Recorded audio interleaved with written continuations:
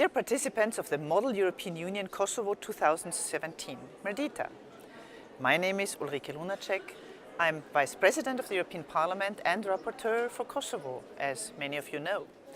Unfortunately, I cannot be with you in person, but I'm glad that at least I can address you via this video message. And I'm glad to hear that more than 150 participants reunite in Pristina, and I've been asked to talk about two topics in particular to you. It's about visa liberalization and the fight against terrorism. As for visa liberalization, well, it's the one topic that I've been hearing in Kosovo since I started working as rapporteur, which is almost like 8 years ago.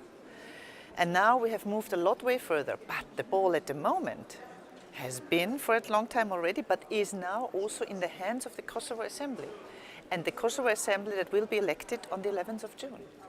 I do hope, and I sincerely do hope, that the newly elected parliamentarians will act responsibly for you, for Kosovo citizens, and swiftly ratify the border demarcation agreement with Montenegro. As you all know, there's a second condition which has to be fulfilled by the next government. It's a track record of high-level convictions on organized crime and corruption.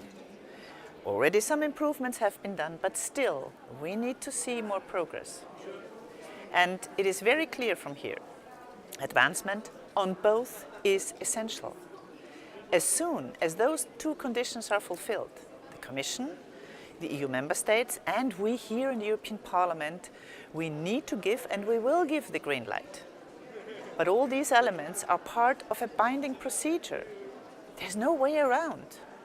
That is how it is. And all politicians in Kosovo know that.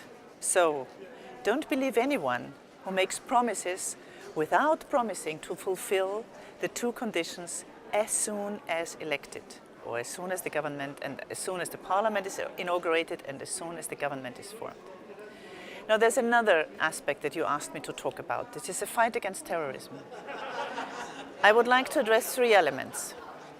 One is that we must not give up our fundamental rights for alleged security, because sometimes some of the security people think that if you collect more data and if you really control each and every one of our messages, of our iPhones, of our iPads, of all the computers we work with, then it will be 100% security. This is an illusion. There is no 100% security, and it would be a lot better to really focus on those people who are already under suspicion, those people who already are in the files and in the data banks. And within the European Union, we have the problem that the security services, they don't really interact, they don't really communicate with each other. So this is where we have to put our focus, and that is also something why I also think how important it would be that Kosovo would be a member of Europol and of Interpol. Now, the second thing I'd like to address is that prevention. Prevention is the key. And that starts prevention of radicalization and of violent extremism. Now, how can that be done? It starts with providing better education and health systems for young people and their families and for every citizen, and investing, but without corruption, in jobs.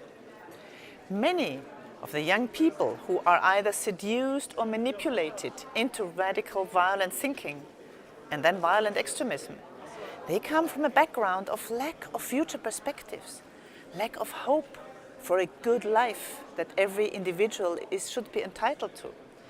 So these issues should be on top of politicians and political parties' agendas right now.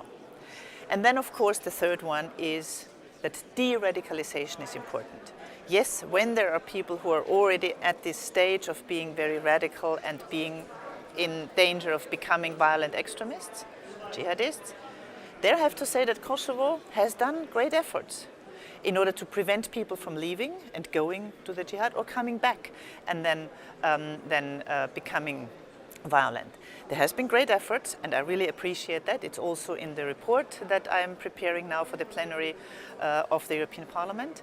But more needs to be done. For example, working with people in prisons.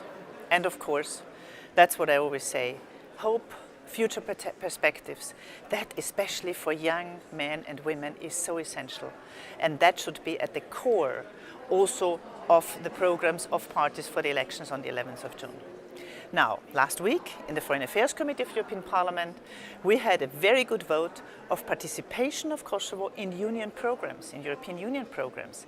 This will help to create more cultural links, educational links, economic links, all that is needed to really connect Kosovo citizens with citizens of the European Union. I wish you fruitful discussions, and I hope to be present next time when you meet in person with you. Have fun, enjoy your discussions, and take this European spirit with you to wherever you live and wherever you work or study. Bye-bye.